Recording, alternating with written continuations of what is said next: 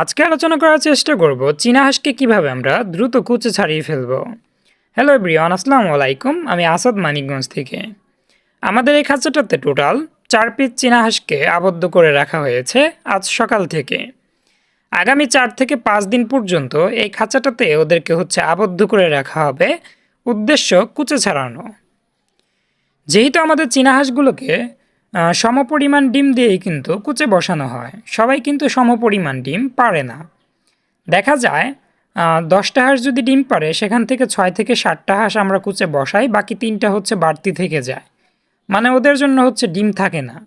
বা সবাইকে কিন্তু আমরা কুচে বসাই না, যে হাঁসগুলো ডিমের প্রতি খুব ভালো কেয়ারফুল তাদেরকেই কেবল আমরা কুচে বসাই।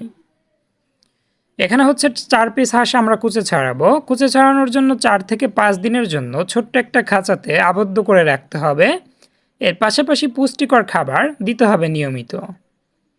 4 থেকে 5 দিন যখন কিনা আপনি একটা খাঁচাতে ওদেরকে আবদ্ধ করে রাখবেন, ওর মাথা থেকে ডিমে তা দেওয়ার প্রবণতাটা বা চিন্তাধারাটা কিন্তু বের হয়ে যাবে বা দূর হয়ে যাবে। সবাই চেষ্টা করবেন কুচে ছাড়ানোর জন্য ছোট্ট একটা খাঁচাতে আবদ্ধ করে রাখতে।